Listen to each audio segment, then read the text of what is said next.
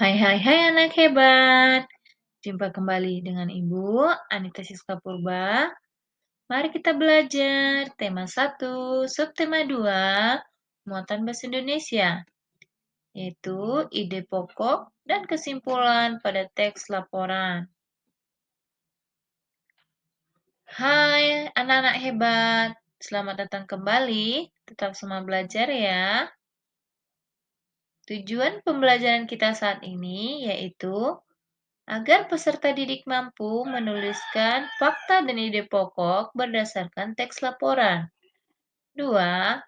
Peserta didik mampu membuat kesimpulan berdasarkan informasi teks laporan.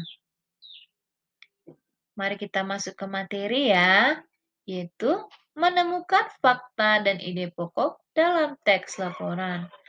Teks laporan memuat informasi penting yang disajikan dalam bentuk fakta ataupun data. Informasi tersebut dapat ditemukan dengan membaca teks secara utuh. Untuk menemukan fakta yang ada dalam teks laporan, kamu dapat membuat pertanyaan menggunakan kata tanya, apa, di mana, kapan, siapa, mengapa, dan bagaimana. Nah, Ibu mengingatkan kembali ya, bahwa ide pokok adalah gagasan atau masalah utama yang dibahas dalam sebuah paragraf. Ide pokok juga sering disebut juga sebagai pokok pikiran, gagasan utama, atau gagasan pokok. Ide pokok umumnya terdapat dalam kalimat utama.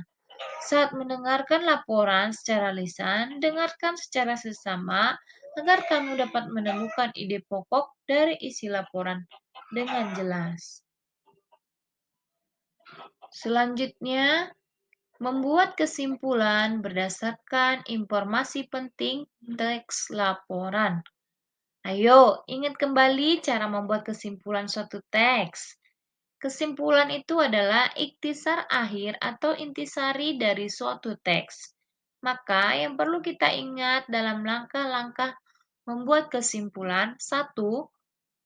Membaca teks secara keseluruhan. 2. Temukan informasi penting yang terdapat dalam teks. 3. Buatlah kesimpulan berdasarkan informasi penting tersebut. Nah, anak-anak ibu sekalian, demikian pembelajaran kita. Sekiranya kita dapat mengerjakan tugas-tugas kita dengan baik dan benar ya. Terima kasih anak ibu. Sampai bertemu kembali di pembelajaran berikutnya.